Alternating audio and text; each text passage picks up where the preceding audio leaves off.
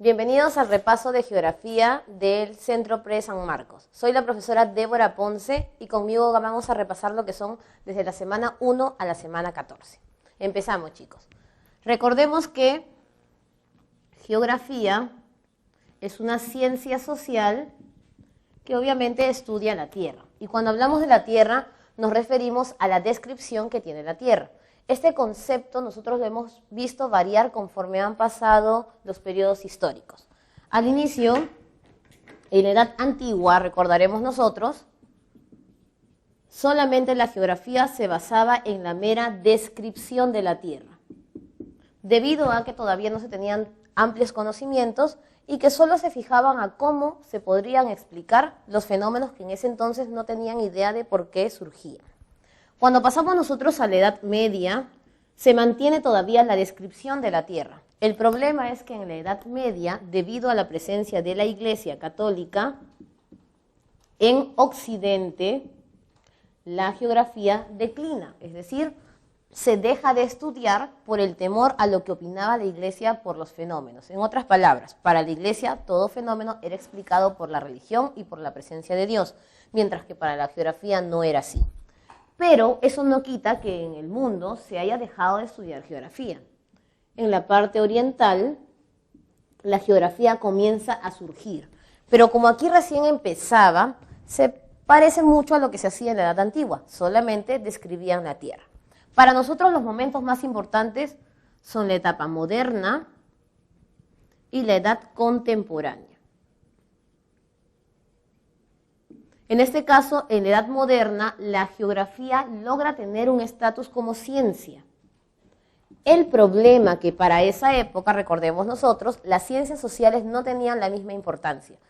Tenía que ser una ciencia natural o una ciencia formal para considerársele así. Y como la geografía era importante y se relacionaba bastante con las mediciones del planeta, colocan a la geografía dentro de las matemáticas. Pero si nosotros hablamos del auge de la geografía, nos vamos a la edad contemporánea, en que nosotros vamos a dividirlo entonces en dos siglos importantes, siglo XIX y siglo XX. Siglo XIX tenemos dos posturas enfrentadas, recordaremos allí, el positivismo y el historicismo. Ambas son posturas opuestas en filosofía y lo mismo va a pasar aquí en la parte de la geografía. El positivismo geográfico va a hablar de un principio llamado determinismo. Este determinismo nos indica entonces que lo más importante para el positivismo no es el hombre, sino la naturaleza. Mientras que para el historicismo vamos a hablar de un principio conocido como posibilismo geográfico. Y este posibilismo nos dice que lo más importante para la geografía es el hombre. Problema superado ¿en qué etapa? En el siglo XX, debido a que para el siglo XX ya no es más importante la naturaleza o el hombre, sino hay una relación. Esta relación se da en el llamado espacio geográfico. Este espacio geográfico entonces relaciona lo que es hombre-naturaleza. Todo lo que se estudia en geografía obligatoriamente tenemos que hablar de un espacio natural o ambiental y cómo el hombre lo va a modificar. Claro que aquí ya comienzan a surgir otras disciplinas o formas de ver la geografía, y el espacio geográfico como que es un poco reducido debido a que solamente habla de esta relación. Y en el siglo XX mencionamos también otra definición que es el geosistema. Este geosistema no es nada más y nada menos que aumentarle una entidad o prototipo a lo que nosotros conocemos como ecosistema. Si en el ecosistema lo más importante eran los elementos bióticos, más los elementos abióticos, si estamos en geografía tenemos que hablar del hombre, entonces vamos a aumentar los elementos antrópicos. Entonces, aquí hemos hecho un breve resumen sobre la historia de la geografía y pasamos nosotros a entender cómo funciona el estudio de la Tierra.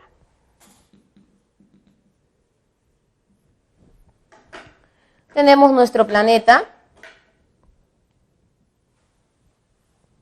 El planeta entonces tiene líneas imaginarias. Recordemos que le decimos líneas imaginarias porque no las podemos ver. Y el hombre las ha colocado para poder ubicarse. Este planeta, así como tiene líneas imaginarias dentro de sí, también tiene una línea imaginaria que lo ubica dentro del espacio o universo. La Tierra está ubicada entonces en el plano de la eclíptica, que vendría a ser la relación con el Sol, y el llamado, o la llamada, perdón, línea normal. Le llaman línea normal porque está derecha y perpendicular al plano de la eclíptica, pero la Tierra en realidad se encuentra inclinada. Si nosotros vemos su eje, lo vamos a ver inclinado. La inclinación del eje terrestre, recordemos que es 23-27, tanto hacia la parte de la normal como hacia la parte del plano de la eclíptica. Y encontramos nosotros otra línea, que es la parte echada, que corresponde a lo que vendría a ser la línea ecuatorial, llamada también línea equinoccial. ¿Por qué le llaman línea equinoccial? Porque en esta línea del ecuador se producen los equinoccios. ¿Y qué cosa es un equinoccio? Lo que nosotros conocemos como primavera y otoño. Recordemos que no podemos decir que el planeta se encuentra en primavera o se encuentra en otoño. Se encuentra en un equinoccio de primavera o de otoño. Y las otras estaciones, que es verano e invierno, corresponden a los solsticios. Y los solsticios caen directamente los rayos en los trópicos. También la línea o eje terrestre tiene dos extremos que se conocen como polo. Polo no es todo el espacio frío de la Tierra, solamente vendrían a ser los 90 grados. Y sus nombres formales son cenit para el norte y nadir para el sur. Si hablamos de otras líneas imaginarias, podríamos hablar entonces de lo que vendrían a ser paralelos y los meridianos. Recordemos rápidamente que un paralelo es un círculo que obviamente se encuentra de forma horizontal en la Tierra.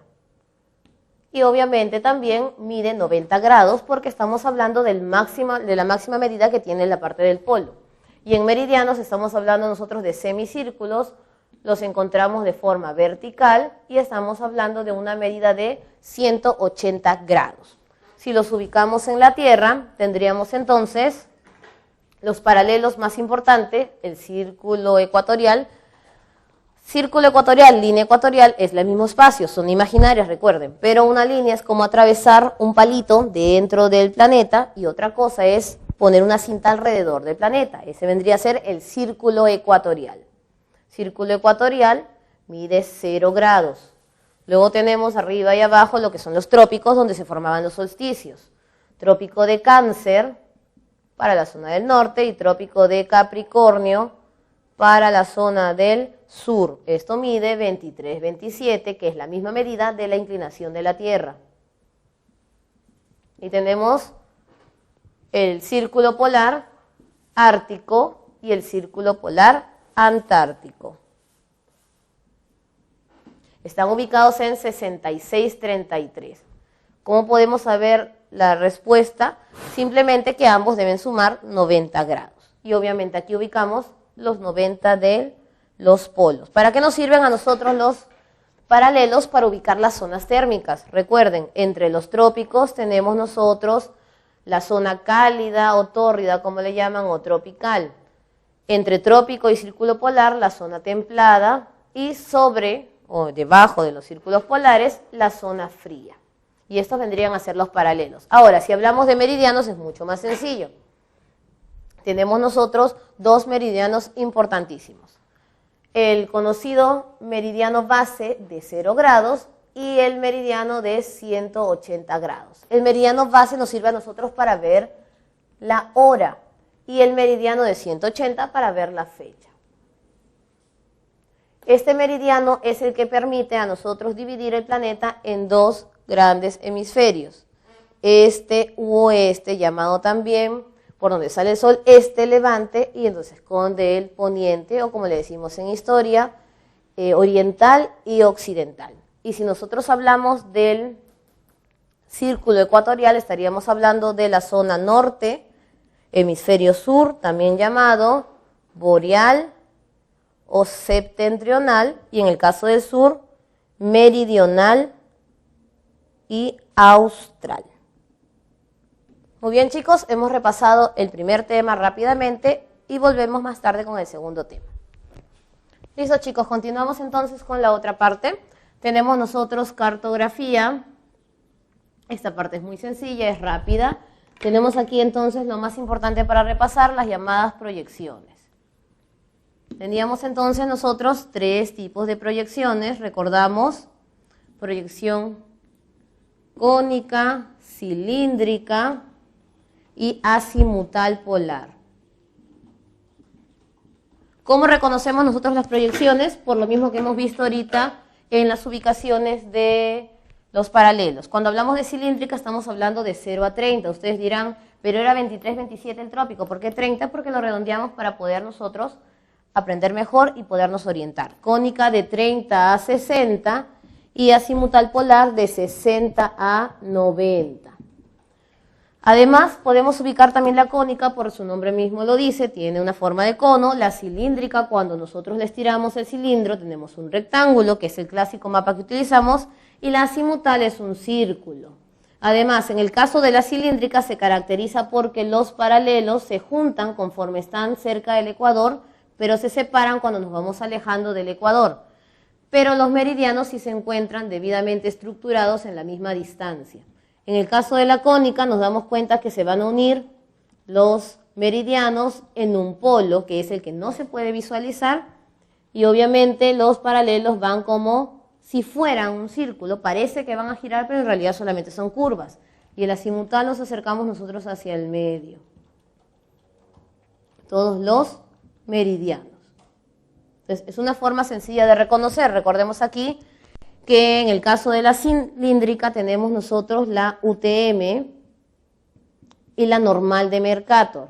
La normal de Mercator es la que utilizamos nosotros para ubicarnos y es la que hemos diagramado. En cambio, la UTM la utilizamos para la hora y en esta UTM tanto los paralelos como los meridianos son equidistantes. Otra cosa que recordar en esta parte del tema vendría a ser la fórmula de escalas, muy utilizada por nosotros. Una escala es igual a distancia del mapa sobre distancia del terreno. Lo que nosotros tenemos que tener en cuenta siempre para esta fórmula es que la escala la encontramos en centímetros. Así no coloquen este dato, tú sabes que se encuentra en centímetros. Y otra cosa también que de repente nos genera confusión es el tema de las cartas y las curvas de nivel, ¿no? Si tenemos una carta, está compuesta por varias curvas de nivel. Estas curvas de nivel presentan un número. A estos números se les conoce como cotas. Puede ser, y generalmente son equidistantes, supongamos tenemos aquí 100, 200, 300, 400. Estos números nos permiten a nosotros marcar la altitud. Esta es la diferencia entre una carta con un mapa y obviamente también con un plano. Ellos solamente muestran latitud y longitud, mientras que la carta muestra la altitud. La distancia entre cada curva se conoce como zona y la zona nos permite a nosotros ver por dónde es más fácil subir a esa montaña, si es que lo es, o por dónde desplazarnos. A eso se le llama pendiente. Si vemos en un lugar que está más pegada a la parte de la zona, si esta fuera una montaña, significa que se encuentra más inclinada en esta parte o espacio. Pendiente suave es cuando tú puedes subir y pendiente abrupta es la parte que se encuentra inclinada. Y además, cuando encontramos nosotros de repente 2 tipos de curvas y le encontramos con una rayita en el medio, esta rayita puede significar 2 cosas. Puede ser una isolínea, significa que tienen la misma medida. Si por ejemplo aquí dice 100 y acá no colocan el número y es una isolínea, es de 100 y obviamente este también es 100. Pero si vemos que acá dice 100, supongamos, y acá dice 500, lo que está mostrando es un perfil topográfico. En otras palabras, está diciendo que una parte tiene mayor altitud que la otra parte. Y aquí hemos repasado brevemente lo que es cartografía. Listo, chicos, continuamos con la parte de relieve y en este tema vamos a englobar lo que es geodinámica interna, geodinámica externa y la parte de relieve en el Perú. Entonces, el relieve es la diferencia de altitudes y formas que se dan sobre la corteza terrestre. Si esta es la corteza, tenemos nosotros el núcleo, el manto y obviamente la corteza, y aquí encontramos la parte que vendría a ser el relieve. Este relieve se forma por la parte interna y obviamente por la acción externa. Cuando hablamos nosotros de interna le llamamos, su nombre lo dice, geodinámica interna, o le podemos decir fuerzas endógenas. Y en externa tenemos geodinámica externa o fuerzas exógenas. Cuando hablamos nosotros de la geodinámica interna, estamos englobando diastrofismo, vulcanismo y seísmo. Y acá es muy sencillo, ¿no? En el diastrofismo recordemos que son todos los movimientos que se pueden dar de las placas y de las partes de la Tierra. Puede ser en sentido vertical y en sentido horizontal. Cuando hablamos nosotros de verticalidad, hablamos de la epirogénesis. Y cuando hablamos del sentido horizontal, de la orogénesis. La epirogénesis logra una construcción estable. Estamos hablando de continentes, de tablazos, mientras que la orogénesis logra las mayores deformaciones. Puede presentarse tanto grandes montañas o profundidades o fosas. En este caso, lo que busca el diastrofismo es lograr la isostasia o equilibrio de la Tierra, y la que mejor logra la isostasia, obviamente, es la epirogénesis. Cuando hablamos nosotros del proceso de diastrofismo, también hablamos de la convergencia y la divergencia de las placas. Convergencia es cuando chocan las placas y divergencia cuando las placas se separan. La convergencia va a lograr la formación de montañas sobre el continente, mientras que la divergencia, montañas debajo del mar. Estamos hablando aquí de las dorsales. La convergencia va a lograr la formación de sismos extendidos y la divergencia, obviamente, va a impedir la formación de sismos en la profundidad donde se forman las dorsales. El choque de placas puede ser de dos maneras. Puede chocar una placa oceánica más una placa continental o pueden chocar dos placas continentales. Lo más peligroso es cuando choca una oceánica con una continental, porque aquí estamos hablando nosotros de la subducción. Y cuando chocan dos continentales estamos hablando de la abducción. Subducción lo encontramos en los Andes y abducción lo encontramos en el Himalayas. Por otro lado, en el caso del vulcanismo es muy sencillo. Tenemos nosotros lo que vendría a ser el proceso magmático y el proceso directamente del vulcanismo. Uno es interno y el otro es externo.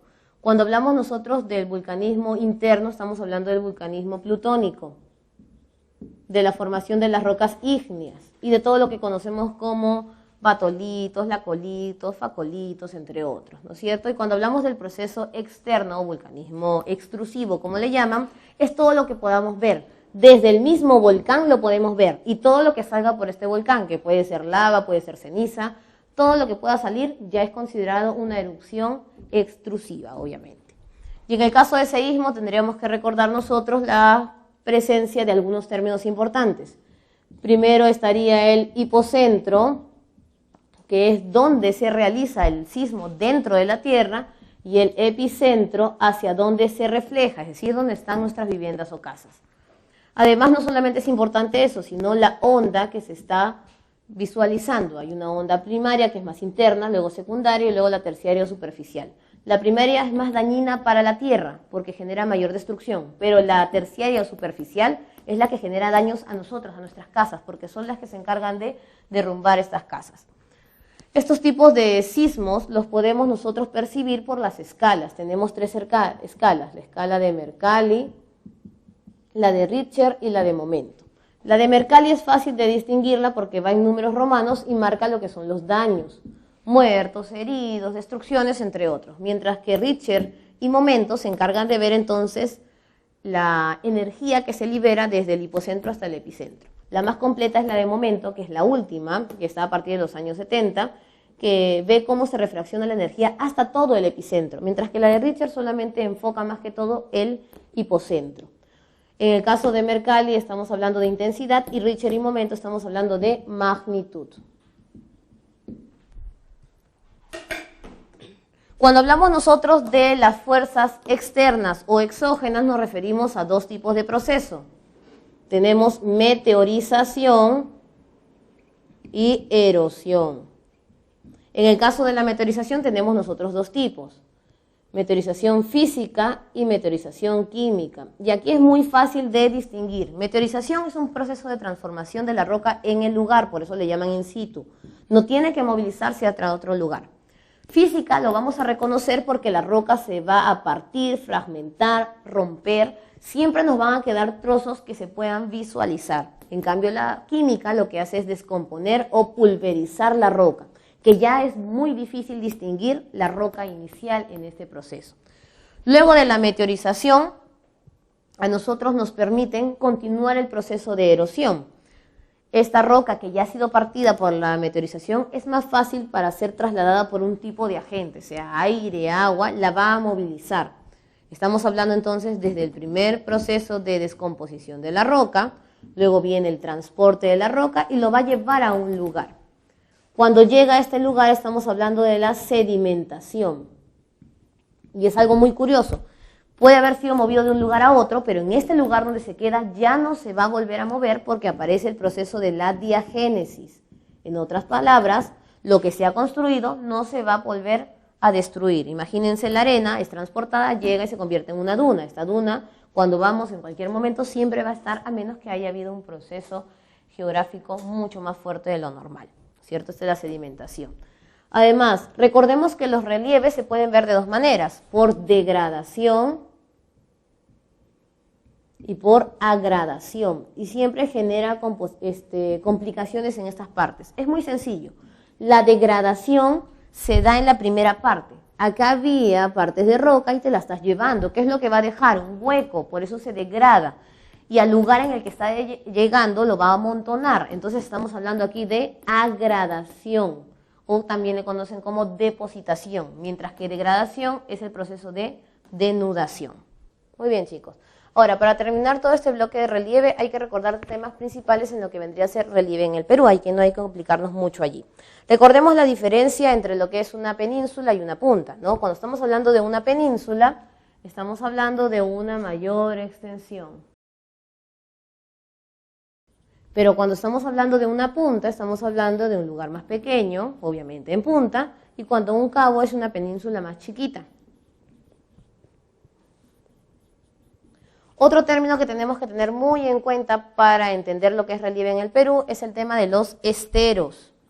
El estero se encuentra en el norte y siempre relacionamos el norte con lo que vendrían a ser los manglares. Y recuerden, manglares no es un relieve, es una vegetación que crece en un estero, y un estero es un humedal, y un humedal es una zona en la cual se mezclan dos tipos de agua. En este caso estamos hablando de agua salada con agua dulce. Por eso que es bien fácil, lugar donde hay un manglar, obviamente tiene que haber un estero porque ese es el terreno que le da cultivo, ¿no es cierto? También en el caso de valles, aquí es importante reconocer los valles por regiones. Tenemos nosotros el Valle de la Costa, Valle de la Sierra, el Valle de la Selva. Cuando hablamos de un Valle de la Costa, estamos diciendo que el valle es transversal, porque obviamente es un valle corto que se dirige hacia el Océano Pacífico y es de forma horizontal. Cuando hablamos en la sierra y en la selva, hablamos que los valles son longitudinales. En otras palabras, tiene un viaje de forma vertical. En el caso de la sierra no le decimos que se llama longitudinal, sino le decimos que es un valle interandino, porque recorre muchas zonas y departamentos. Mientras que el de la selva sí conserva el término de longitudinal. Cuando hablas un valle de la costa, también le puedes decir cono de deyección. Y recordando, si a nosotros nos falta espacio en el Valle de la Costa porque es muy corto, podemos utilizar otro lugar, que en este caso no es un valle, pero está cerca al valle, que es la Pampa. Las pampas, la única diferencia es que carecen de agua. El valle está cerca al río, mientras que la Pampa, obviamente, está un poquito más alejado, ¿cierto? ¿Qué más podríamos repasar en relieve en el Perú que nos genera dudas a nosotros? En el caso de las cordilleras. Siempre confundimos lo que vendría a ser la cordillera de la costa con lo que vendría a ser la cordillera de los Andes. No es lo mismo. Sucede, chicos, que la cordillera de los Andes es una cordillera continua, mientras que la cordillera de la costa es una cordillera discontinua. Algo así como que algunas montañitas de acá se han separado. Eso forma lo que es la cordillera de la costa. Y no confundir la cordillera de la costa con las estribaciones andinas, que son, en otras palabras, nuestro término común de usar, cerros, ¿no es cierto? Esta cordillera de los Andes, lo que nosotros tenemos que tener muy en cuenta, fuera de aprendernos todos los nombres que están allí, las partes que tiene esta cordillera. Entonces, tenemos 3 cadenas. La primera cadena es la cadena occidental que está pegada hacia la costa. La segunda es la cadena central, obviamente está en el centro. Y la otra es la cadena oriental que está pegada hacia la selva. Se van a percatar de un pequeño detalle, la cordillera central no termina. ¿Por qué? Porque al final va a aparecer el lago Titicaca. Esto es importantísimo para recordar en hidrografía. Además, estas cordilleras se entrelazan en dos famosos nudos, ¿no es cierto?, de Pasco y de Vilcanota. Existen unos nudos auxiliares, pero estos son los que más nosotros debemos saber. Sobre el nudo de Pasco tenemos norte, centro y sur. Para ubicar la cordillera no es el mismo norte, centro y sur de nuestro país. Es muy distinto la forma en que nosotros lo vamos a llamar o conocer. Y obviamente creo que lo que más nos genera dudas a nosotros es el relieve de la selva alta y la selva baja. Y eso vamos a pasarlo a dibujar en toda la pizarra. La montaña es cada una que va a unir lo que es la cordillera. Recordemos que la cordillera es la unión de varias montañas. Cuando hablamos de costa, una montaña es una sola, tiene la formación de varias rocas.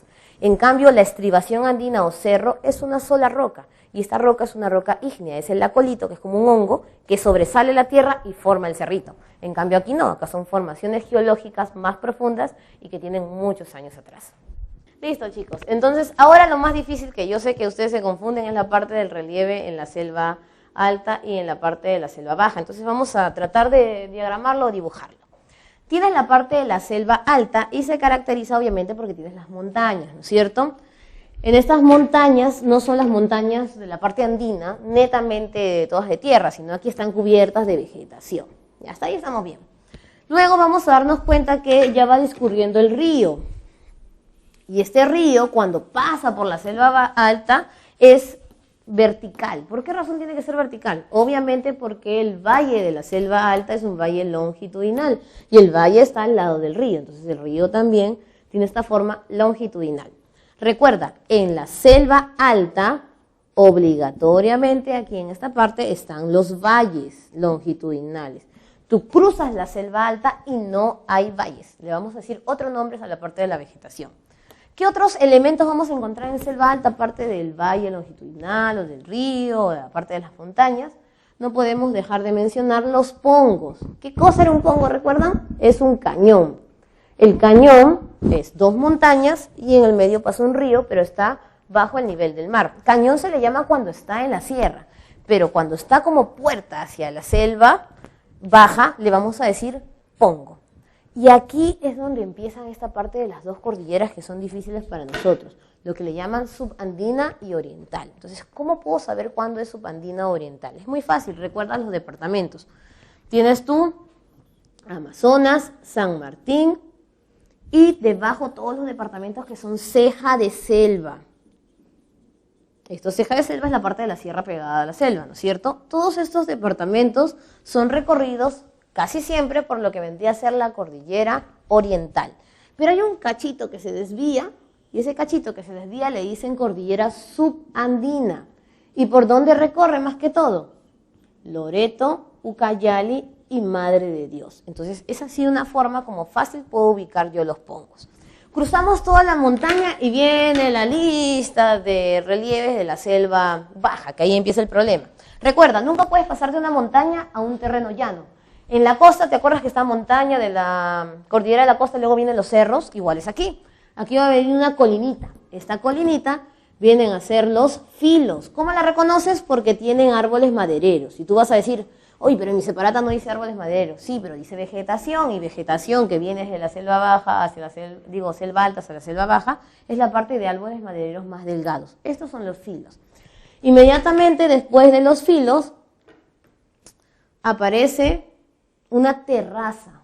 Esta terraza no es la misma que la terraza marina o tablazo que está en la costa. Esa es la que tenía petróleo.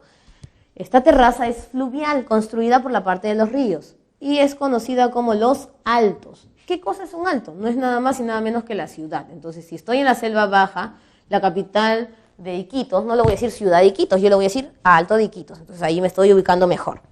Y creo que todos nos confundimos entre lo que es Restinga, Bajial y Barrial, porque casi suena igualito, ¿no es cierto? En este caso entonces, imagínate desde acá donde más llovía, selva alta, ya comienza a llover un poco menos porque acá hay mayor insolación en la selva baja, pero eso no quita que haya temporadas como el friaje que llueve un montón.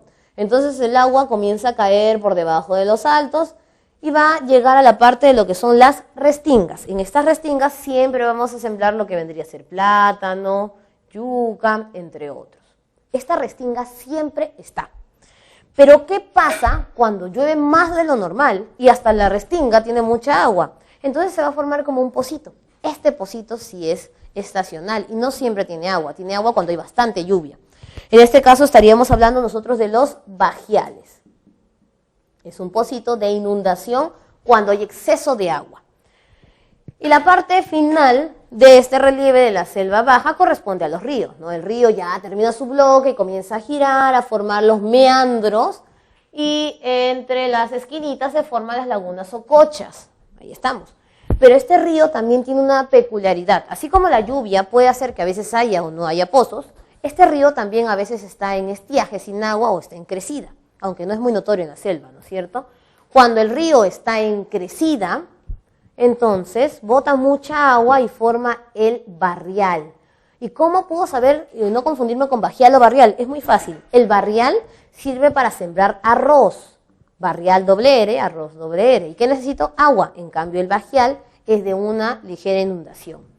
Pero cuando el río no está en crecida y está seco, está en estiaje, este barrial obviamente ya no se va a dar y se va a dar otra zona que se conoce como playa. Y es la que carece de agua porque obviamente no se ha formado el barrial. Para terminar, en este relieve tenemos nosotros la parte de los pantanos. Esta parte de los pantanos se conoce como tahuampas, que después vamos a recordarlos con el nombre de sabana de palmeras en la parte de ecorregiones. Las tahuampas no son nada menos que los aguajes, las palmeras de aguaje que crecen, y siempre va a estar la parte negra del pantano de la zona. Cuando llegamos a Brasil aparece una nueva cordillera, se llama la Contamana. Esta cordillera se forma porque Brasil es en altura y no puedes pasar de lo llano de las tahuampas inmediatamente a Brasil, se tiene que formar una cordillera. Y ahora sí hemos culminado la parte de todo lo que es relieve y vamos a un corte para culminar con lo que es clima. Listo, chicos, ahora pasamos al otro bloque que es clima y atmósfera. Aquí es muy fácil, especialmente la parte que tiene que ver con el calentamiento global, pero vamos a recordar algunos términos importantes. Lo primero, lo que es el efecto invernadero. Siempre piensan que el efecto invernadero es malo y no es así. Al contrario, es positivo. ¿Qué significa el efecto invernadero? Tienes el solcito irradia, ¿no es cierto?, los rayos, y los rayos tienen que ingresar al planeta. Gracias al efecto invernadero tenemos nosotros unos gases de efecto invernadero, que nosotros sabemos que son gases contaminantes, pero la naturaleza los ha formado en pequeñas cantidades.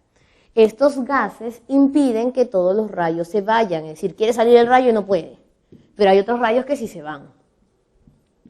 ¿Qué factor o finalidad tiene el efecto invernadero? Es muy fácil, que si se fueran todos los rayos nos moriríamos de frío y la temperatura no fuera estable. En cambio, gracias a estos gases, algunos rayos se quedan y nos permiten el calor vital.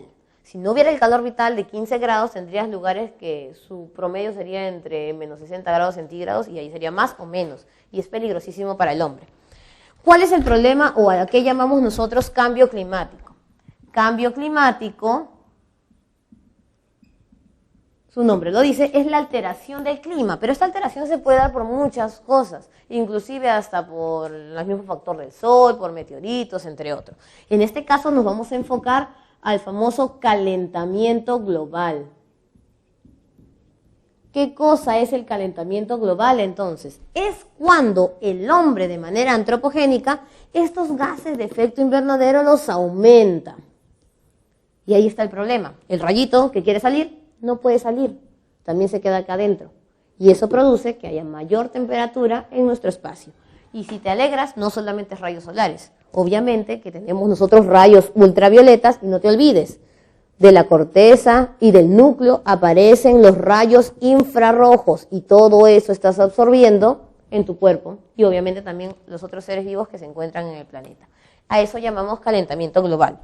Recuerden entonces que gases de efecto invernadero tenemos el dióxido de carbono, el hombre lo produce más con la parte del transporte, el metano que se podría decir que es el más sano porque viene de la parte de los animales. Como dato curioso, el eructo de la vaca es el que produce más metano y pueden ser hasta 100 toneladas por cada vaca.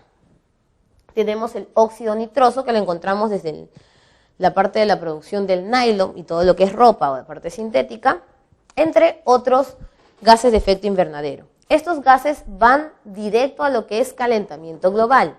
Si por ahí tú recuerdas los CFC, es decir, derivados del cloro, estos ya no se emiten, porque estos son los que hacían que la capa de ozono tuviera un agujero. ¿Qué hacían? Convertían el ozono en oxígeno, y eso es malo. No porque haya más oxígeno, sino porque si no tenemos el ozono, todos los rayos ultravioleta entran de frente. Aquí viene esta situación. Entonces, los CFC ya no se producen. Como gases de efecto invernadero están los de la naturaleza y además el hombre, al no producir CFC porque está prohibido, comienza a producir otros tipos de gases industriales que son más nocivos que los mismos CFC y que los gases de efecto invernadero. Estos CFC fueron eliminados por lo que vendría a ser el Protocolo de Montreal y por el calentamiento global tenemos nosotros primero el Acuerdo de Kioto, y luego tenemos en la actualidad el Acuerdo de París. El Protocolo de Kioto tenía que vencer en el 2012, pero en Doha, Qatar, ¿qué hicieron? O sea, como el hombre nunca está preparado y no previó las cosas, tuvieron que aumentarlo el 2020. Y ahorita estamos en París, que se va a activar hasta lo que vendría a ser a partir del 2030. ¿Qué quieren ellos? Que nosotros produzcamos menos gases, no nos anulemos del todo y además construyamos sumideros de carbono y obviamente paguemos nuestros bonos de carbono, que es un dinero destinado para tratar de solucionar el problema en el planeta. Como término ya más que todo peruano, tenemos nosotros dos organismos importantes, el Ministerio de Salud y el Ministerio de Ambiente. En el caso del Ministerio de Salud se preocupa por el hombre. ¿Quién va a preocuparse por el hombre en el caso de toda esta parte del clima? DGESA, Dirección General de Salud Ambiental.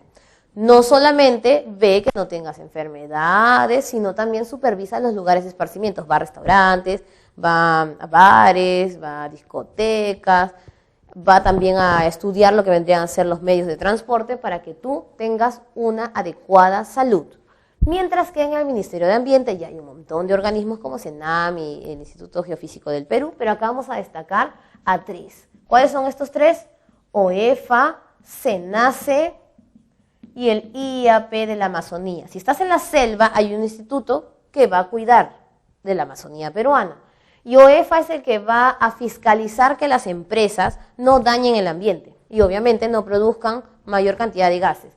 Mientras que el SENACE les va a dar el certificado. Es decir, yo soy una empresa nueva, quiero un certificado para funcionar, voy donde SENACE. Pero OEFA es el que me va a vigilar que yo siga cumpliendo lo que al inicio tenía mi empresa para no contaminar.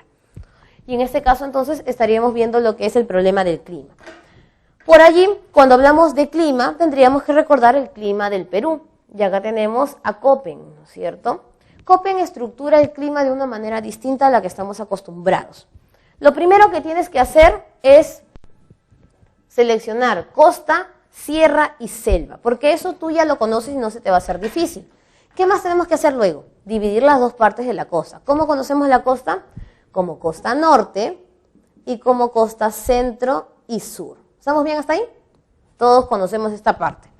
Selva, ¿cómo la dividimos mejor? Ay, facilísimo, ¿no es cierto? Selva alta y selva baja. Hasta aquí nadie está perdido, todo está fácil. ¿Y cómo puedo dividir la sierra?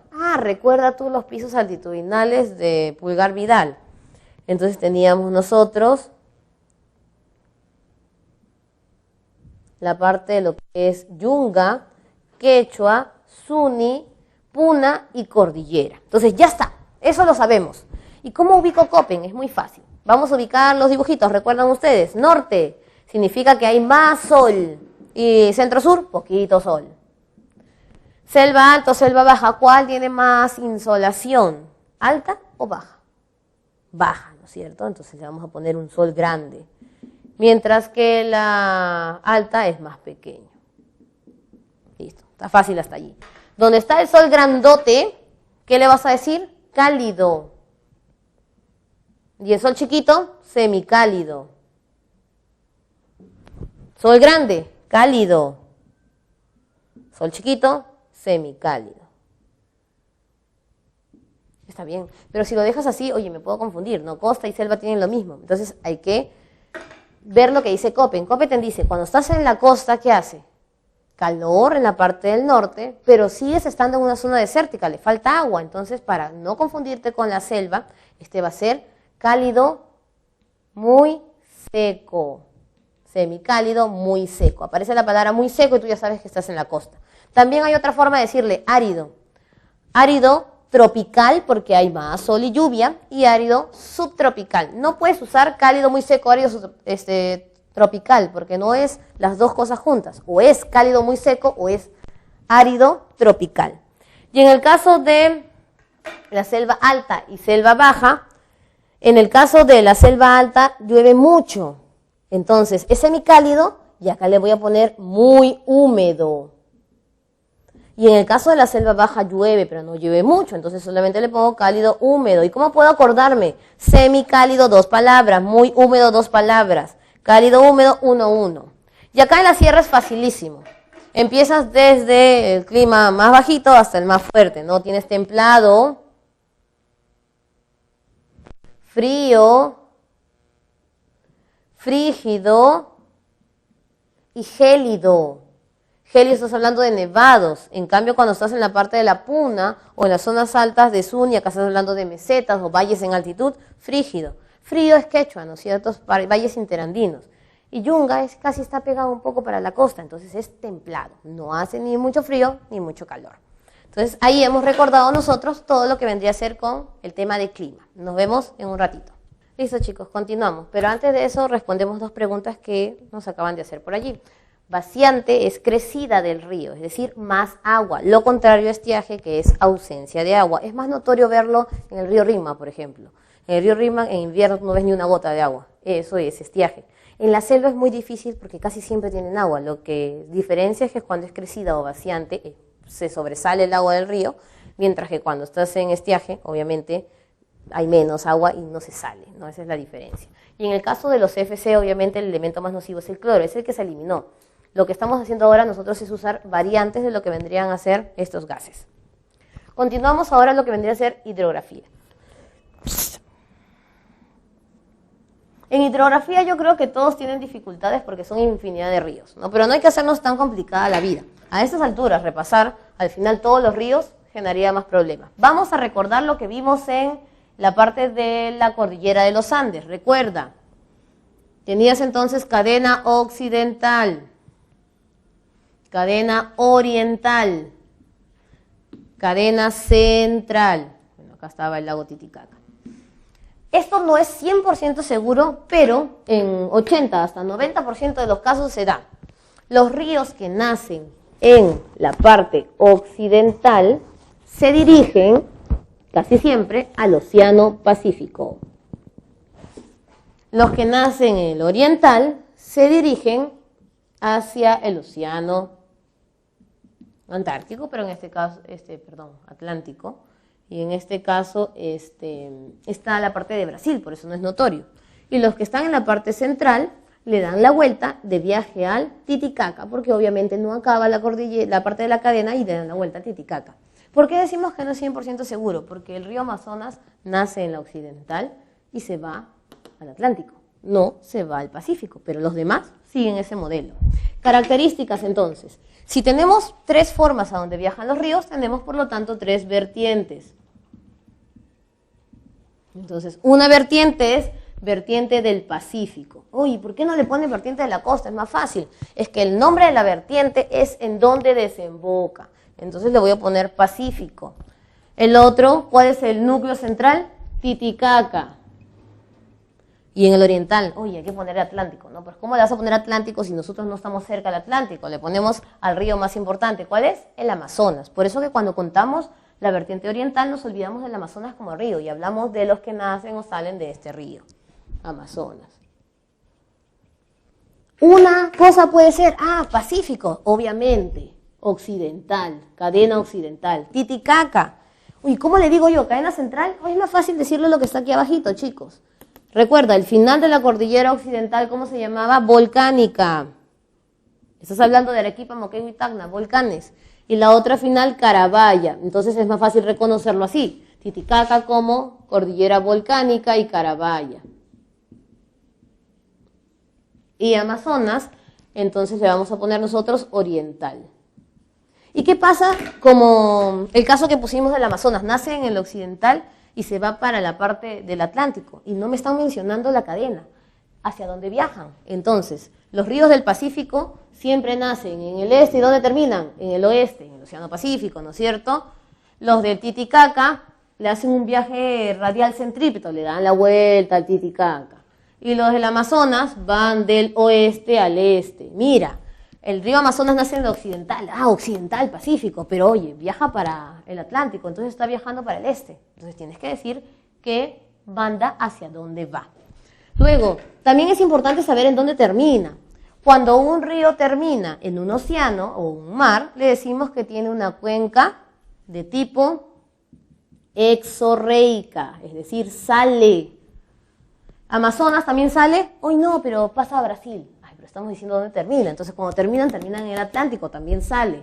Exorreica. Y los del Titicaca le dan la vuelta ¿a quién? A un lago, es decir, está dentro del continente, lago, laguna. Entonces le voy a decir endorreica. ¿Y qué pasa con la reica? La reica siempre está fácil de reconocer porque está en el Pacífico, los demás no tienen a reica. ¿Qué significa reica? El río está caminando, está llegando al océano, ¿y qué pasó? Se hunde, y tú dices, oye, desapareció el río. No, el río no desaparece, simplemente se convierte como agua subterránea. Entonces son datos que nosotros debemos saber en función de las vertientes. Otro dato importante de repente son sus características, ¿no? El Pacífico es corto. ¿Y cómo sé que es corto? Su valle es corto, es transversal, entonces tiene un viaje transversal. El Titicaca es largo porque estamos hablando de los valles interandinos. No.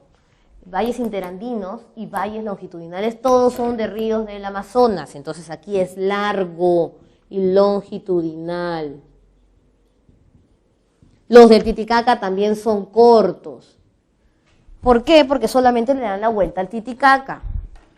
Y luego, lo que nos interesa a nosotros, ¿podemos navegar o no? ¿Vas a poder navegar en una parte corta? No. ¿Por qué no puedo navegar en el Pacífico? No navegable, a excepción obviamente del Tumbes, ¿no es cierto? No navegable porque es corto, encima es torrentoso y tiene un montón de rocas allí, no me permite navegar. En el Titicaca voy a navegar, tampoco. ¿Por qué? Porque tú navegas en el lago Titicaca, no navegas en el río. Además, por lógica, chicos, no te vas a dar la vuelta a todo un río para cruzar, mejor pasas por el lago y ya llegaste. Pero igual, tampoco te permite porque también es torrentoso, es corto y con rocas. ¿Cuáles son navegables? Los del Amazonas, pero no desde que inicia, porque acuérdate, inicia por la selva alta, está en las montañas. ¿Tú vas a ir con tu barquito en las montañas? No, pues vas a navegar en su curso inferior, es decir, cuando está llegando a la ciudad. Ahí es donde vas a navegar, cuando se forma el meandro.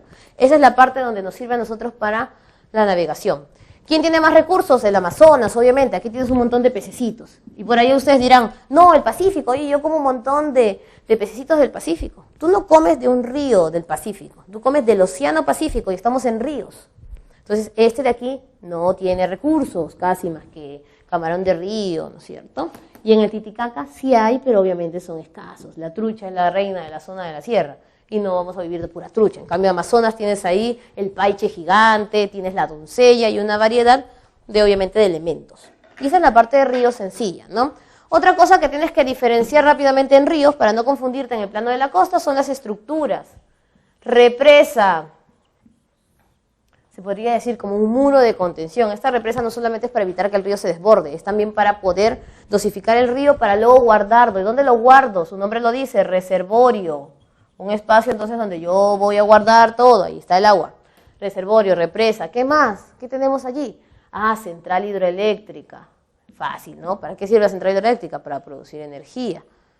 ¿Qué más vamos a encontrar? Bocatoma. Oye, ¿qué es eso? Mira, su nombre lo dice, bocatoma. Entonces, desde el inicio yo voy a tomar el agua para después guardarlo en el famoso reservorio.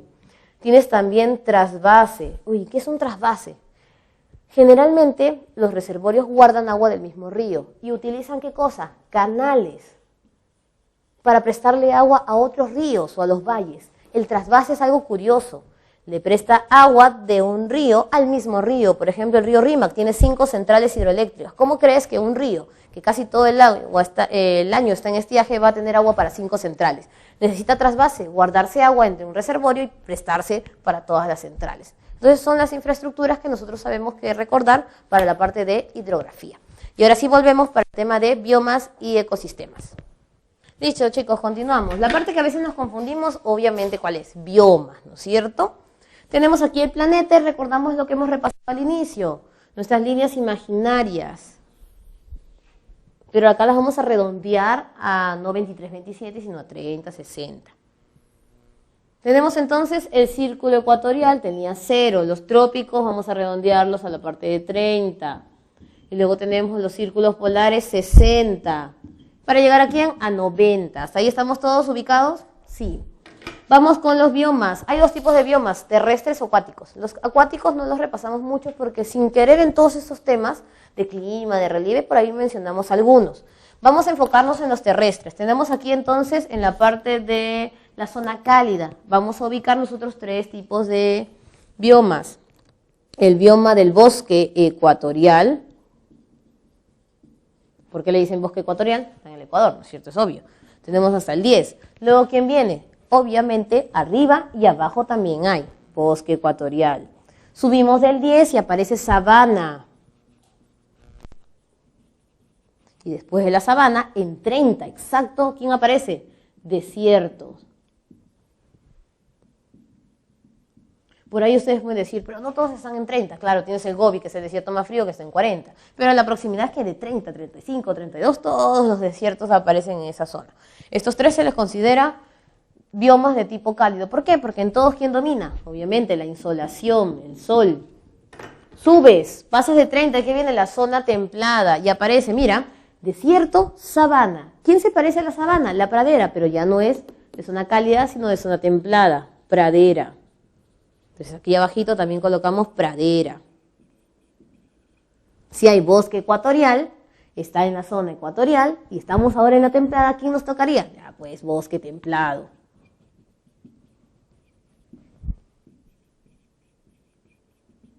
Eso sí, arriba hay un bosque que abajo no está. Este es el bosque de taiga. ¿Por qué taiga no está abajo? ¿Qué significa taiga? Bosque boreal, y boreal es sinónimo de norte. ¿Cómo vas a encontrar el bosque del norte en el sur? Sí, lógico, acá no hay. Acá el bosque templado se extiende en casi toda la zona. Y en la parte de arribita, la zona fría, vamos a encontrar nosotros la tundra. Vamos a empezar por la parte más fácil, tundra, ¿no es cierto? Tenemos nosotros 3 tipos de tundra. Tundra alpina. Le llaman a la parte congelada de las montañas, los nevados, aunque dicen que en el Perú debería ser tundra andina porque no tenemos Alpes. Después está la tundra continental. ¿Cuál es la tundra continental? Por ejemplo, Alaska. Las personas pueden ir a hacer ahí actividades económicas, pero obviamente es una zona fría. ¿Y cuál es la otra tundra? Es la más famosa ya, estaríamos hablando de la zona polar. Hay libros que lo clasifican así y hay otros que le dicen tundra y regiones polares. Entonces tenemos ahí esta parte. Luego vamos para lo que vendrían a ser los bosques. ¿Cómo puedo diferenciar los 3 bosques? Imagínate un dibujito. Tenemos aquí nosotros el bosque ecuatorial. Por aquí vamos a presentar al bosque templado. Y aquí presentaremos el bosque boreal o taiga. Diferencia. En el bosque ecuatorial vas a ver árboles enormes que llegan hasta 60 metros. Pero mira, vas a ver un árbol enorme, un árbol chiquito. Puedes ver arbustos o de repente una palmera. ¿Ves? No hay un prototipo exacto, es diverso. Y si hablas de colores, todavía vas a encontrar todos los colores, acuérdate de la selva peruana. Infinidad de colores, lo que llama la atención. ¿Qué más podríamos hablar de este bosque ecuatorial? Siempre tienen hojas. ¿Alguna vez has ido a la selva y has encontrado un árbol sin hojas? No, ¿no es cierto? En este caso, ¿cómo se llaman los árboles que siempre tienen hojas? Árboles perennifolios. Uy, no me aprendo esta palabra. Folios, hojas. Y perenni, de perenne, siempre tienen hojas. No hay dificultad ahí. Luego tenemos por otro lado el bosque templado. Diferencia, mire, el bosque ecuatorial es llano, el bosque templado siempre viene como que en altura. Aquí vas a encontrar diversidad y acá solamente un mismo tipo de árboles. O todos los pinos juntos, si estás en la parte de Norteamérica, o si estás en Europa, todos los abeto y pinos son igualitos. La diferencia es su formación de hojas, pero obviamente están en otro continente. O también tienes las encinas. Aquí no va a haber perennifolios, aquí hay caducifolios. Pierden sus hojas. Pero también hay unos perennes, por ejemplo, los que hemos mencionado, las encinas son perennifolios. Son caducifolios y perennifolios, es decir, está mezclado. Aquí sí sabes lo que es un otoño, ese que se caen las hojitas. Aquí no, acá siempre van a tener hojitas. Además, el verdor de acá es un verdor encendido, el de acá es un verdor oscuro. Y cuando es invierno muy frío, todo se cubre de nieve. Diferencia, aquí oscurece 8 de la noche todavía, en verano. Aquí, en un invierno, puede estar oscuro 4 de la tarde. ¿Y qué es la taiga? Es como que el final del bosque templado de la zona norte. Viene como una bajadita, aparece uno que otro arbolito. A estos le llaman coníferas. Tienen la forma del cono, así como los pinos, pero además son antiguas y de tronco duro. ¿Y cómo puedo diferenciar el templado de la taiga? El templado tiene árboles juntos, mientras que la taiga vas a ver una gran laguna o pantano. Yo le contaba a los chicos cuando hacía clase en aula, que es como, no sé, estás aquí en un lugar paradisíaco, te vas aquí a un cuento infantil, donde perseguía a Caperucita, el lobo a Caperucita, y llegas a un cuento de terror. No hay árboles casi, o hay una sola casita o cabaña. Entonces ya tenemos ahí las tres diferencias entre los bosques. Diferencia entre sabana y pradera. La sabana, acuérdate de África. Mientras aquí hay aves en cantidad y monos, acuérdate, solo hay monos en el bosque ecuatorial. En la sabana están los animales grandes. ¿Alguna vez has visto pasar un elefante entre los árboles? No, pues la sabana es un terreno de poco arbusto, algunos líquenes, y entonces el animalito gordito aparece, ¿no es cierto? Ya, el elefante aparece. Vas a parar por ahí. Tiene espacio para pasar. ¿Hay árboles? Sí, uno que otro. A eso le llaman bosque de galería. Hay arbolitos por acá, luego desaparecen los arbolitos. El problema de esta sabana es que acá se puede incendiar rápidamente por la acción del hombre o por el exceso de insolación. Aquí no, pero aquí el problema es la tala, ¿no es cierto? Y cuando estamos hablando en la sabana en América, estás hablando de sabana de palmeras. De ahí viene el nombre de Madre de Dios de las ecorregiones, sabana de palmeras. Pero si estás hablando de pradera, la pradera se parece mucho a la sabana. La diferencia es que la sabana es llana y la pradera es en altura. Este es donde corren las vaquitas, los animales que aparecen en televisión, es decir, el campo. Todos los animalitos de campo. Tienes ahí entonces conejos, vacas, cabras, caballos salvajes, todos se van a desempeñar en la pradera. Una diferencia muy notable es la forma. En los dos hay el mismo problema, el sobrepastoreo. Muchos animales que comienzan a consumir el espacio. Entonces aquí hemos repasado lo que es pradera, bosque, hemos repasado sabana y nos faltaría repasar o mencionar lo que es desierto. Creo que desierto todos los conocemos. Falta el agua y la insolación es casi insoportable. Por eso que se forman los llamados animales crepusculares, los que solo salen de noche. Cuando tú sales de noche solamente, imagínate, en la madrugada te vas a fiesta, ese es ser crepuscular. De día no sales, estás encerrado durmiendo. Los animales igualito. Hace mucho calor, entonces no quieren salir, y en la noche aprovechan y comienzan a salir en el desierto. Esos son los animales crepusculares. Y continuamos ahorita borrando la pizarra, chicos. Listo, chicos. Vamos a ecorregiones. En ecorregiones es muy sencillo. ¿Cómo puedo saber ecorregiones si aprendiste bien los temas anteriores? Porque a pesar que te ponen otros términos, puedes ubicar el clima de Köppen en las ecorregiones, puedes ubicar el relieve de las ecorregiones, ahí no hay problema. Lo que te va a confundir más es la parte de animales y plantas, que es lo que tú tienes que reconocer. Mar frío y mar tropical, la primera parte, ¿no es cierto? Cosas básicas entre mar frío y mar tropical. Se llama frío porque obviamente tiene la corriente, el agua un poco más templada, no es que sea totalmente fría. ¿Quién es la que se encarga de ver esta frialdad? La corriente peruana, que recordemos que no es larga como parece, es como un resorte. ¿Y para qué nos sirve este resorte? Muy fácil. Si tú ves que algo levanta y levanta, va a jalarlo del fondo. Va a levantar entonces la parte de las algas. Y eso va a lograr el fenómeno del afloramiento.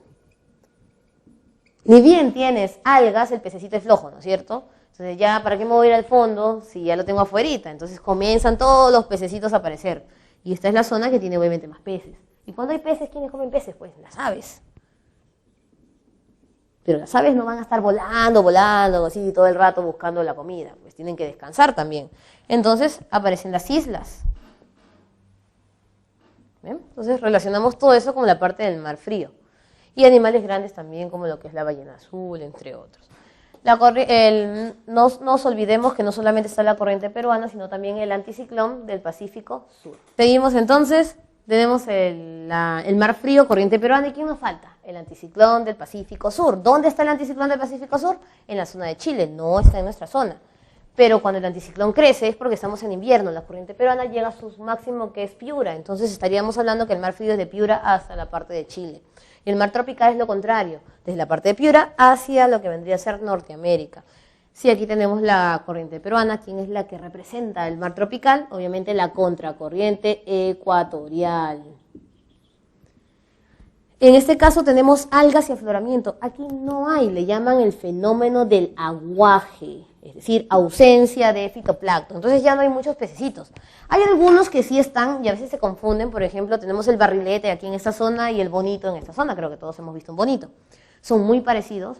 Se podría decir que son hasta hermanos los peces si los comparas, pero en sabor son distintos, porque esta está en una zona más cálida y mezclada con lo que vendría a ser los ríos que afloran desde la zona de Tumbes. Aquí entonces hay afloramiento y en este caso hay aguaje. Entonces, ¿qué predomina aquí?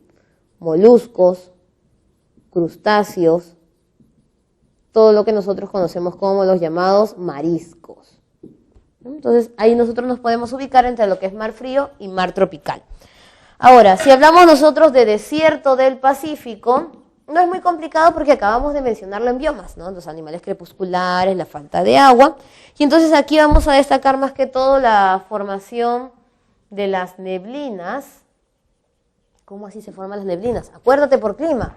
Desde el movimiento de la condensación de la corriente peruana formamos las nubes estratos. Solamente nubes estratos están en la costa. Cuando estamos sobre el mar es la bruma y cuando estamos ya en la parte de la costa estamos hablando de neblina o niebla que le llaman cuando se va acercando hacia la sierra. ¿Cómo puedo reconocer el desierto del Pacífico? La palabra clave, las lomas. Un cerrito común, cuando este afloramiento se mete por debajo de la tierra, comienza a mojar los cerritos y estos cerritos le comienza a crecer vegetación. Esta vegetación es una vegetación de invierno. ¿Por qué de invierno? Porque la corriente peruana toma fuerza en invierno, la loma aparece en invierno. Este es el elemento de vegetación más importante que tenemos nosotros en la parte del Pacífico, ¿no es cierto? Y obviamente el camarón de río si hablamos de animales. Si tenemos nosotros el bosque seco ecuatorial, tenemos que hablar obligatoriamente ¿de quién? Del bosque tropical del Pacífico y no podemos dejar de mencionar el páramo. Uy, ¿cómo es eso? Es muy sencillo. Estos tres se relacionan por el famoso paso por Cuya. ¿Te acuerdas quién unía el paso por Cuya?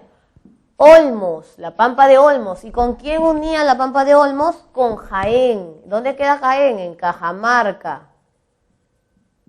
¿Y dónde queda Olmos? Lambayeque. Uy, ¿qué tiene que ver esto con la parte de las ecorregiones? Es muy fácil. Jaén ya es selva alta. Y esta se va a hermanar con lo que es selva baja. Uy, por aquí las personas pasan, claro, pero no solamente las personas. ¿Quiénes más pasaron por ahí? Los animales. Por eso que cuando tú comparas selva alta con selva baja y los animales que están en estas zonas son casi los mismos.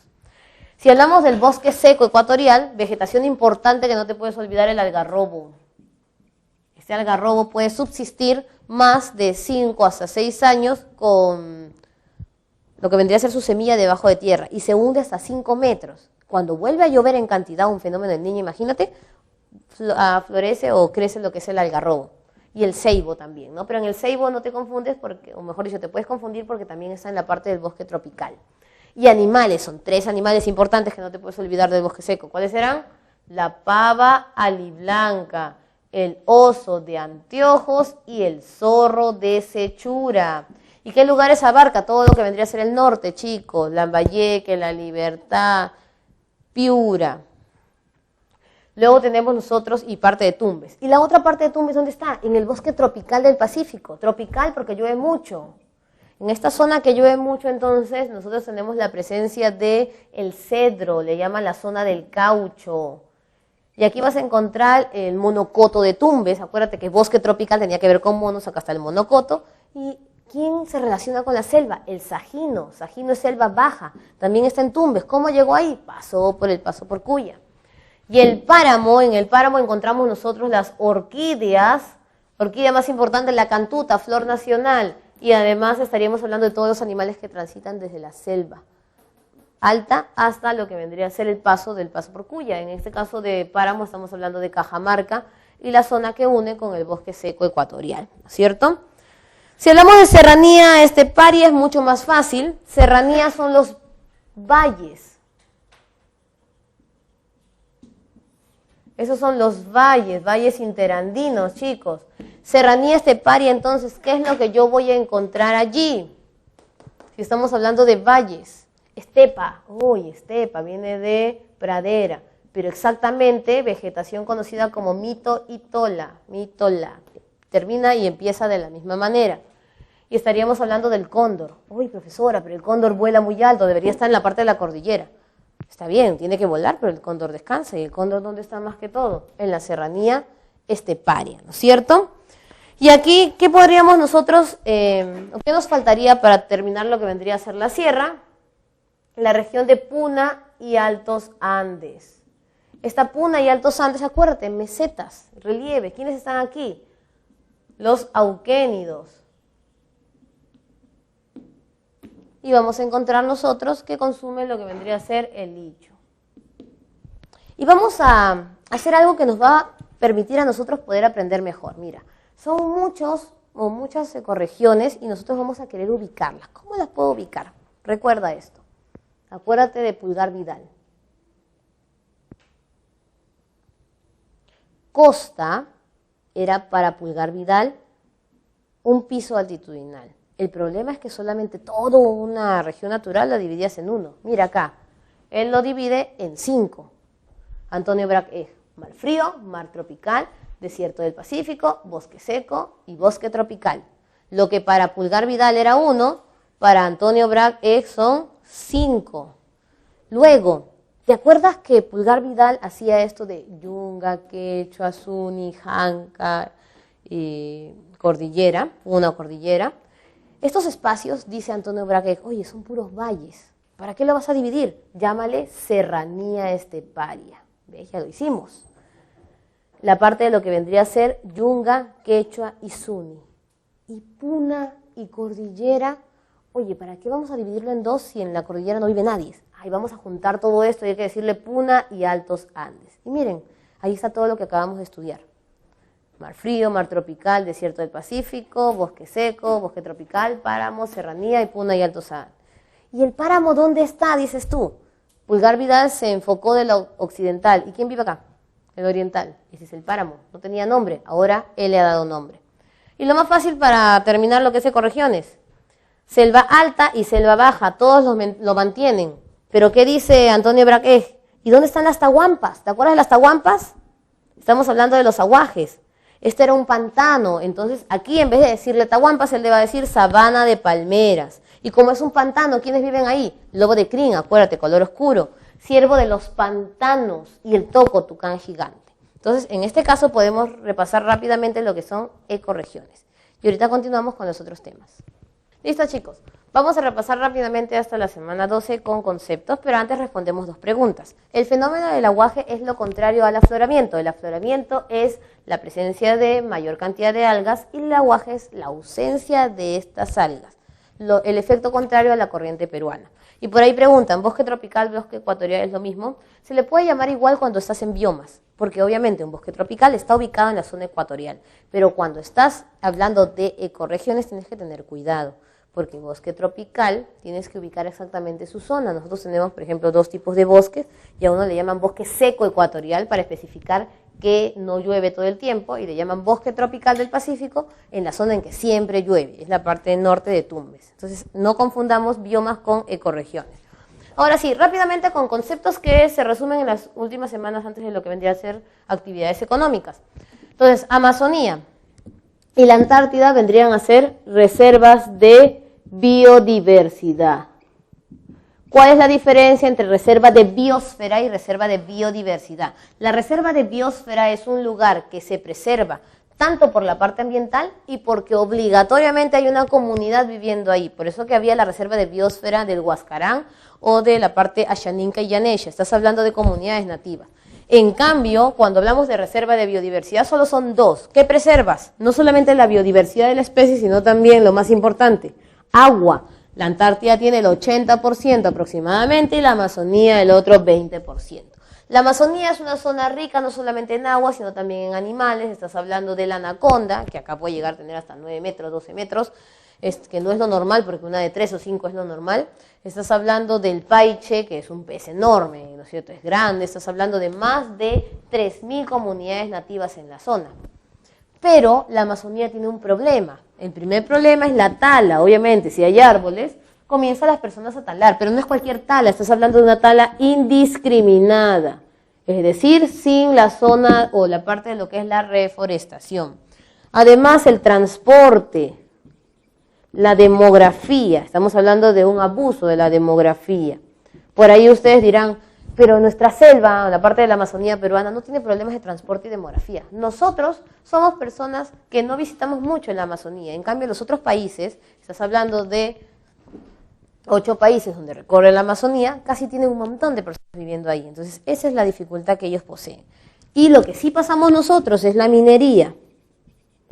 Entonces, ¿qué se hizo para solucionar eso? Es muy fácil. Primero, conversa Perú y Brasil, los que tienen la parte de la Amazonía más importante, ellos conversan y dicen hay que hacer un acuerdo de protección. Se dan cuenta que el problema no solamente son ellos, sino son todos los países que conforman la Amazonía. Y dicen hay que llamar a todos al firmar el famoso Tratado de Cooperación Amazónica, en el cual mencionan que la Amazonía es un lugar donde sí pueden vivir las personas, pero tienen que tener mucho cuidado y lograr lo que se conoce como el desarrollo sostenible, Agenda 2030, recuerden ustedes.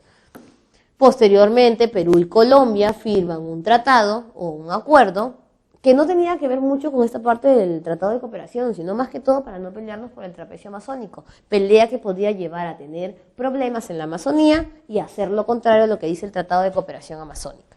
Por otro lado, la Antártida es un continente, no lo mencionamos mucho porque cuando tú estudias un continente, estudias actividades económicas, demografía, y la Antártida no hay nadie. ¿Pero qué tiene la Antártida? La Antártida no es solamente una masa de hielo, como todos dicen. Primero, como dato curioso, no solamente hay hielo, hay nieve, pero aparte de eso, la Antártida tiene oro, mira, no sabíamos eso, tiene petróleo, tiene hierro, entonces si tú le das pase a la gente de la Antártida, lo primero que se van a querer llevar esto. Y si no quieren llevarse eso, se quieren llevar un animalito muy importante, el krill. El animalito que es el camaleón de la Antártida, sobrevive a todo tipo de agua. Hasta nosotros vamos a comer krill más adelante. Y dicen que es un tipo molusco que no tiene el colesterol que tienen los demás. Esta es la base de la cadena alimenticia de la Antártida. Y todos los animales que viven ahí, estás hablando del oso polar, el pingüino emperador, lo consumen y además esos animales también los quieren cazar por su piel o también simplemente por el hecho de tener un trofeo de lo que has estado en la Antártida. Para evitar todo eso, se ha firmado, así como para la Amazonía, un tratado de cooperación amazónica, en este caso el Tratado Antártico. Entonces, ¿qué estipula el Tratado Antártico? Los primeros países que conformaron este tratado y lo firmaron, obviamente se le llaman miembros signatarios. Estos miembros signatarios tienen voz, voto, tienen más de una estación antártica en la zona. Mientras que los que se sumaron después son miembros consultivos. ¿Quiénes son ellos? Por ejemplo, Perú. Perú tiene una base que es la estación Machu Picchu, en lo que vendría a ser la isla Rey Jorge, no San Jorge por si acaso. Perú, o miembro consultivo, solamente tiene voz, pero no tiene voto. Y nosotros llegamos allí, primero utilizábamos el Humboldt y ahora utilizamos el buque oceanográfico Carrasco, es especializado para llegar a la Antártida. Pero no solamente es firmar o ser miembro de ahí, tienes que cumplir algunas cosas. no puede haber apropiación, es decir, como ahí está mi base, en la isla Rey Jorge es mi isla, no se puede. No puedes también consumir los animales que están en la zona, está prohibido. No puedes utilizar radiactivos, mucho menos puedes desencadenar una guerra por el uso de la Antártida o el agua que se encuentra allí. Tampoco pueden vivir personas ni llegar como turistas, solamente están los científicos de las bases. Ni siquiera pueden ir ya mujeres embarazadas porque habían científicas que iban en proceso de gestación y los bebés se adelantaban y nacían en la Antártida, imagínate. Entonces, todas esas son las prohibiciones que nosotros vemos en el Tratado Antártico. Y por lo contrario, lo que te invitan es a cuidar y a obligatoriamente hacer investigaciones que deben ser intercambiadas. No es tampoco como yo investigué en esa isla, es mi investigación, no. Tienes que compartirla con todos los países que son miembros del Tratado Antártico. Ahora, por otro lado, tenemos nosotros las ANPs. Así como hay dos zonas de biodiversidad del planeta, tenemos nosotros nuestras zonas de protección. Una ANP es una zona que va a proteger especies que están en peligro de extinción, especies que de repente son endémicas, o sea, exclusivas del Perú, o especies que están consumiendo demasiado. De repente ni por aquí te ocurriría que estaría en peligro de extinción. Imagínate que el cuy te digan, oye, el cuy va a estar en peligro de extinción. No, pues, pero puede pasar si el hombre comienza a masificar su consumo. Estas ANPs nosotros las vamos a dividir en dos. Las tangibles y las intangibles. Las tangibles son de uso directo y las intangibles de uso indirecto. ¿Cuáles son las tangibles? Reservas nacionales. Tenemos acá también reservas paisajísticas, cotos de caza, bosques de protección, entre otros. Y en intangible tenemos 3. Parques nacionales, santuarios nacionales y santuarios históricos. En tu separata ahondan solamente en lo que es parques, santuarios nacionales y reservas, así que es bien fácil de identificar. Un parque nacional cuida las especies que estén en peligro y casi ahí no puedes ingresar más que para mirar, puede ser turismo, no los puedes tocar a los animalitos. Pero el parque protege todo en cantidad, imagínate, vas a mano y protege 800 especies de aves. Pero cuando vas al santuario nacional es un tipo de ave que protege. Imagínate, en uno protegen todos los árboles y en el santuario solo la puya raimondi. Eso es lo que tienes que tener en claro. Y el santuario histórico solamente son lugares donde se dio un episodio histórico importante y por eso los llaman santuarios. Y la Reserva Nacional protege todo tipo de animal, específicamente para la ganadería y la agricultura. Entonces ya te diste cuenta cuál es la diferencia. Un lugar de uso directo es aquel lugar en el cual tú puedes hacer actividades económicas. Puedes consumir a los animales, imagínate, un coto de caza. Puedes cazar al animal, pero obligatoriamente por ser una ANP tienes que tener una política de cuidado. Si yo voy a un bosque de protección y talo, ¿qué tengo que hacer? Sembrar árboles. Eso es lo que se llama tangible. En el intangible no puedes consumir. Entonces, eso es lo que tú te tienes que grabar como importante. ¿Cuál es la institución que se encarga del cuidado de las ANP? El CERNAM.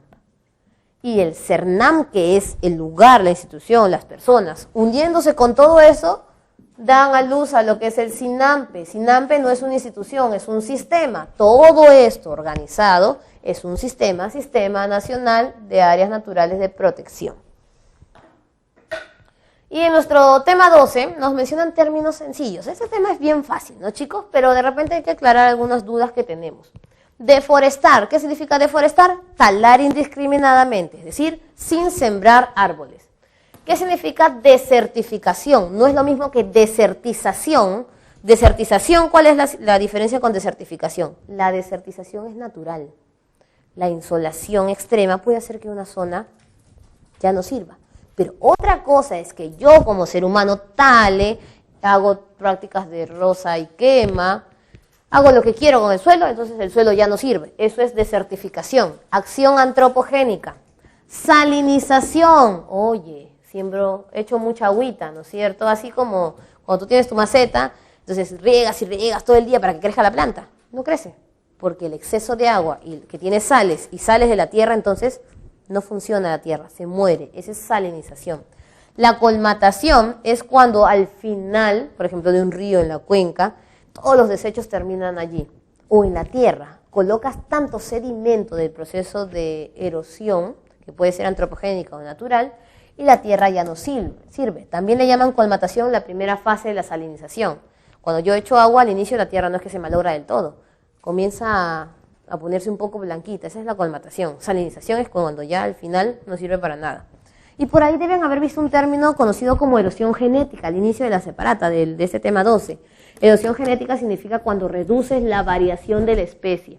Si yo tenía oso polar, tenía oso panda, tenía oso perezoso, oso de anteojos, entonces yo comienzo a utilizar la piel del oso polar, o comienza a entrar en extinción el oso panda. Oye, me siguen quedando osos, pero ya hice la erosión genética, ya no hay los tipos de variedad de osos que había.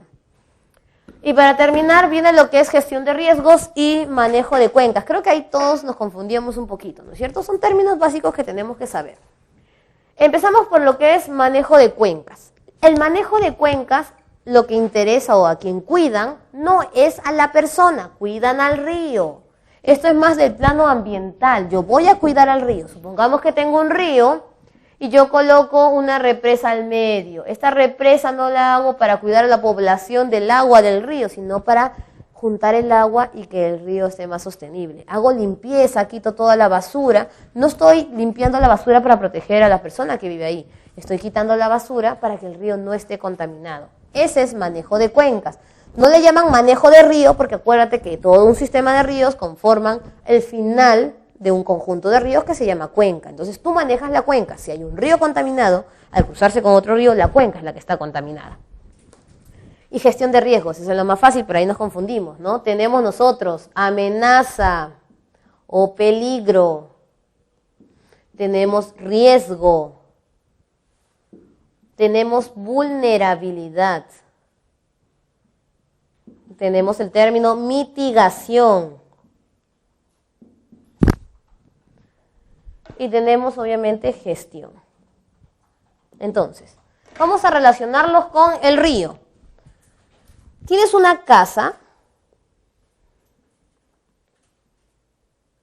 construida en la parte de la ciudad, pero tienes otra casa construida en el río. Estamos en verano y el río viene con fuerza y se produce el huaico.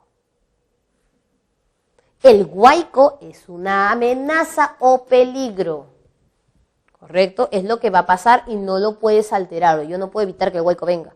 Va a venir, esa es la amenaza o peligro. Vulnerabilidad, el primero que está expuesto a que le pase algo. Entre las dos casas, ¿cuál es la primera que se va a destruir?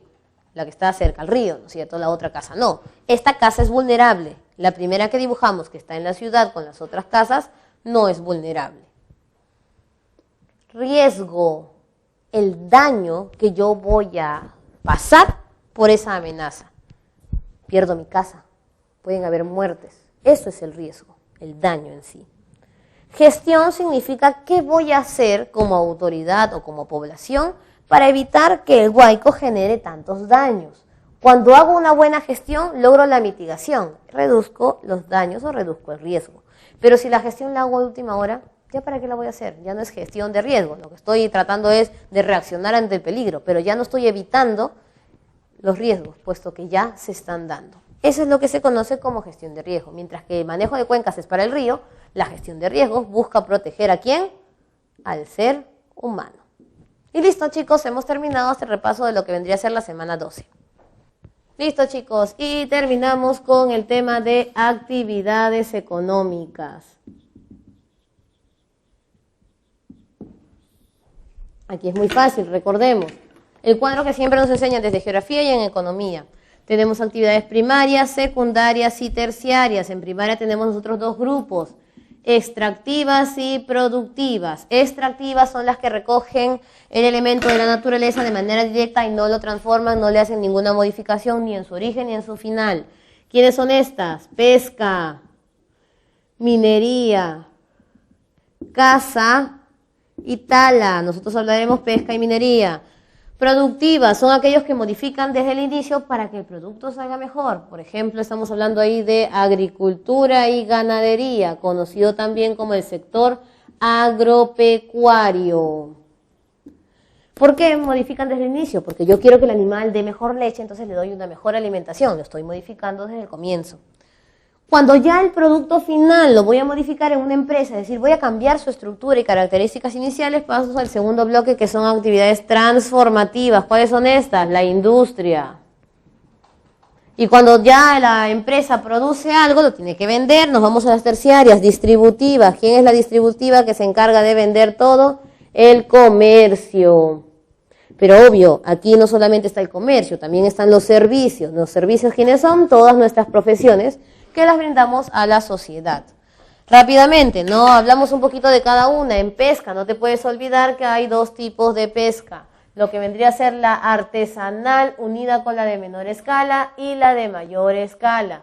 La primera solo es de 0 a 5 millas y la otra es de 5 millas a 200. Sé que antes no era así, se dividía en 3, pero ahora lo tenemos dividido en 2. En la primera, nosotros en lo que es artesanal no podemos pescar ni anchoveta ni sardina. En la segunda, la anchoveta, que vendría a ser esta parte de menor escala, podemos pescar la anchoveta, pero para el mercado interno. Y en la de mayor escala sí podemos pescar anchoveta y sardina, y no solamente en poquito, sino en toneladas, porque esto va a ser transformado en lo que vendría a ser conservas, por eso es la parte industrial. Luego otra diferencia es que en la primera tienes tú botes, lanchas, que puede ser con o sin motor. En cambio, en la segunda estás hablando de barcos o bolicheras. Otra diferencia, en la primera no hay una gran supervisión del Ministerio de Producción.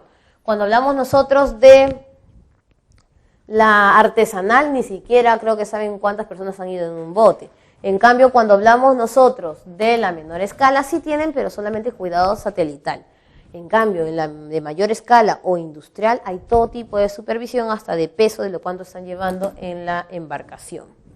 Si hablamos nosotros de minería, podemos mencionar algunos datos interesantes, ¿no? La minería es polimetálica. ¿Y quién destaca aquí? El cobre. Además, la minería es por concesionarias, y por concesionarias hablamos nosotros de los impuestos. Tenemos la regalía minera, que es como decir la mensualidad, ¿cierto? Vamos a poner acá mensual para que te acuerdes, como un alquiler, algo así. Luego tenemos nosotros el derecho de vigencia, que es el contrato. Si yo voy a hacer un contrato por 20 años, entonces pago un derecho por 20 años para que nadie me quite mi concesión. Y luego tenemos nosotros el gravamen minero. Este gravamen minero es el adicional, que es un 10% de mis ganancias que le voy a dar al Estado por simplemente ser una empresa minera. Por ahí algunos mencionarán el canon. ¿Qué cosa es el canon? El canon no es un impuesto.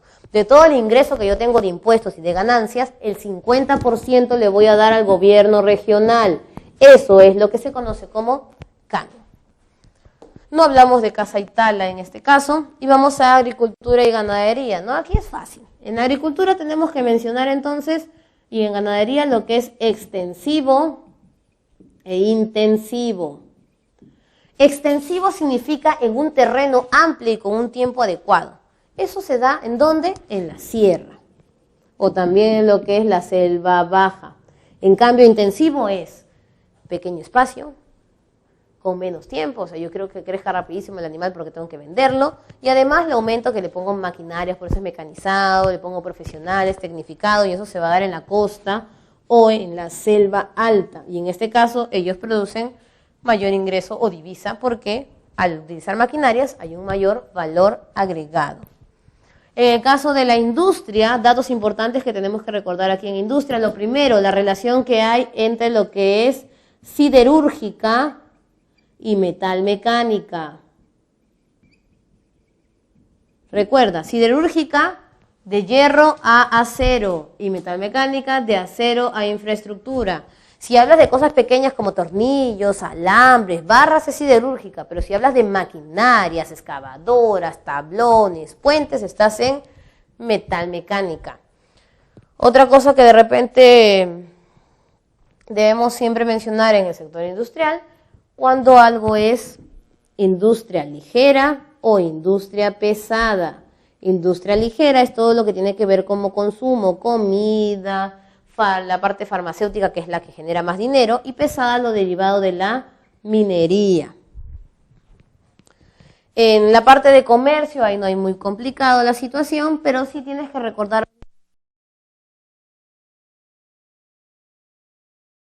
Listo, chicos. Entonces, vamos a repetir un poco lo del comercio, que es la parte que no se escuchó muy bien.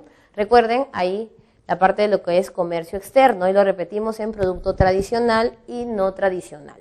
Tradicional es aquel producto que yo vendo como país siempre. Supongamos harina de pescado. Siempre todos los países quieren harina de pescado. El problema es que hay un país que también vende lo mismo que yo. Esa es la dificultad. Entonces, como tengo competencia, no puedo subirle mucho el precio. Pero lo bueno es que siempre me va a salir. El no tradicional no siempre se vende. Por ejemplo, una artesanía. Tengo que esperar que al otro país se le acabe las artesanías que yo ya mandé para que me vuelva a comprar. Pero la ventaja es que como me va a comprar de vez en cuando y yo soy el único que lo tiene, aprovecho y le subo el precio del producto. Ambos dan el ingreso de las divisas en el comercio. Y ahora creo que lo más difícil que falta en actividades económicas es el transporte. Y en este caso no vamos a ir más que toda la parte de ferrocarriles y eso, sino es transporte del sector de la vía nacional, que es lo que nos confunde bastante. Tenemos nosotros vías o carreteras longitudinales, carreteras transversales,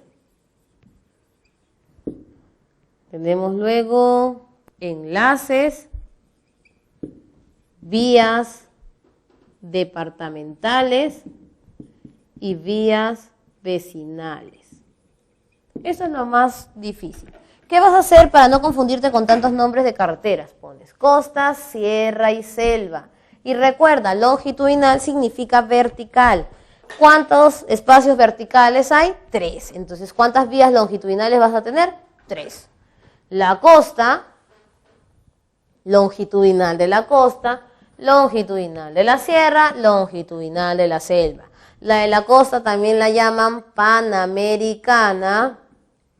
La de la sierra le vas a llamar simplemente longitudinal de la sierra y la de la selva le llaman Fernando Belaúnde Terry. Por ahí dicen, ¡ay, profesor, se llamaba marginal! Ya ese nombre ya no está en el Ministerio de Transporte, porque marginal suena a que no termina su construcción, aunque en realidad todavía no termina su construcción, pero le han cambiado el nombre para que no suene tan mal, ¿no? Luego, la panamericana, la de la sierra y la de la selva, antes empezaban de arriba hacia abajo, ahora empiezan del medio. Santa Anita hacia el norte, Santa Anita hacia el sur, Panamericana norte, Panamericana sur. Loroya hacia el norte, Loroya hacia el sur. Y tenemos Chanchamayo, perdón, hasta el norte y hacia el sur. Estos dos se encuentran en Junín. Problema, esto no existe, no se terminó de construir. Por eso que la de la selva no puede dar un tránsito directo en la parte de la selva. Y si te emocionas, también está mal hecha, porque no recorre toda la selva, solamente recorre por la parte de la selva alta. Ahora, si tú quieres dar un viaje de la esquina del norte de la costa a la esquina del norte de la sierra, no te vas a dar un viaje por todas las longitudinales, perderías tiempo. Para eso existen las transversales. Transversal era horizontal. Si me voy por el norte, si me voy por el centro o si me voy por el sur. Existen más de 20 transversales, pero tú solo tienes que saber 4. Cuando te vas por el norte vas a usar Manuel Mesones Muro o Corral Quemado. Cuando te vas por el centro, su nombre lo dice, Carretera Central. Y cuando te vas por el sur, su nombre también lo menciona, Interoceánica del Sur. Solo ten cuidado con algo. La central no te lleva de largo desde la costa hacia la selva, en realidad termina aquí en la sierra. Luego se emplaza otra carretera que es Federico Basadre. Algunos piensan que la central y la Federico Basadre son las mismas y no es así. Una es una transversal y luego aparece otra transversal. Y existe Vía Los Libertadores. Es como que quieras irte todo el sur de la costa y de la sierra, entonces haces un recorrido solamente por el sur, costa y sierra. No cogen nada de la selva. Entonces ahí tenemos longitudinales y transversales. ¿Qué cosa es un enlace? Por lógica, tú sabes de que no vas a salir de una carretera y vas a llegar a la otra. O sea, tiene que haber una pista que te lleve ahí. Ese es el enlace, el que va a unir una carretera con otra. Vía departamental son las avenidas más grandes que tiene tu departamento. Siempre ponemos de ejemplo la avenida Universitaria, recorre un montón de distritos. Y encima la universitaria es a su vez enlace, porque te lleva a la Panamericana, y la Panamericana es una longitudinal. Y vía vecinal son todas las avenidas chiquititas o pistas que tienes en tu casa. Entonces ahí es donde tú te puedes ubicar para la parte del transporte. Y listo, chicos, hemos terminado todo el repaso de geografía.